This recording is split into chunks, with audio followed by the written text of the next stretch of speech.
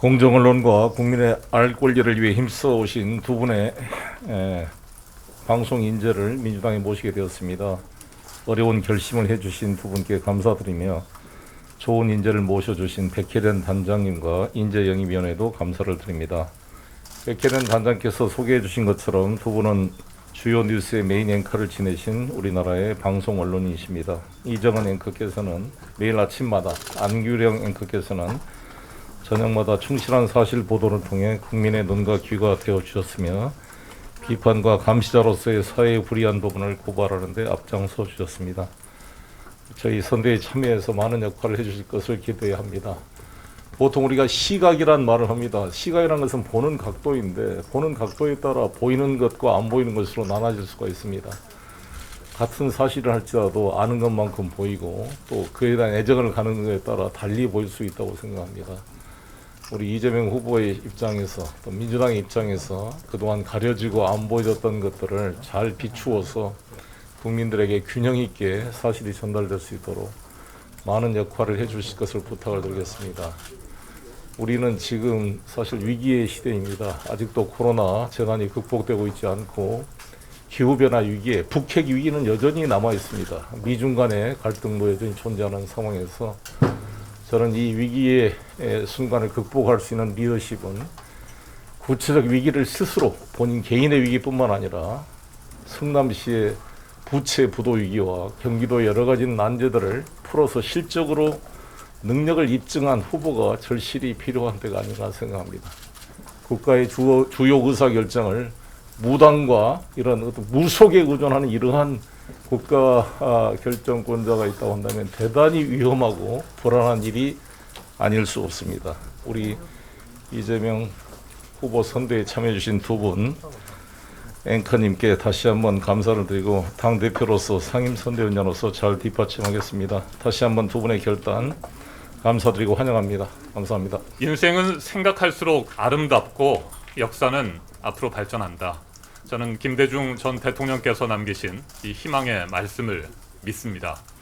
2022년 대한민국 진영과 세대 간의 갈등으로 민심은 갈라져 있습니다. 사회 양극화와 빈부격차, 차별과 소외 문제는 심화되고 있습니다. 코로나19 장기화로 벼랑 끝에 선 자영업자와 소상공인, 서민들이 셀 수 없이 많습니다. 먹고 사는 문제와 일자리 문제가 시급히 해결돼야 합니다. 통합과 화합의 시대를 열어야 합니다. 자유와 평등, 공정과 정의가 다시 강물처럼 흐르고 그 무엇과도 바꿀 수 없는 소중한 인권이 제대로 지켜지는 세상을 만들어야 합니다. 저는 이재명 후보와 더불어민주당이 이처럼 중요한 과제들을 잘 풀어나갈 것으로 확신합니다. 국정운영 철학과 비전을 믿습니다. 뜻을 함께합니다. 다시 꿈을 꿉니다. 언론은 권력을 비판하고 견제합니다. 중요한 고비고비마다 역사의 물꼬를 바른 방향으로 돌립니다. 민심과 시대 정신을 대변합니다. 그럼에도 불구하고 정치가 바로 서지 못하고 정치인이 제 역할을 하지 못하면 우리의 역사는 단 한 발짝도 앞으로 나아가지 못한다고 생각합니다.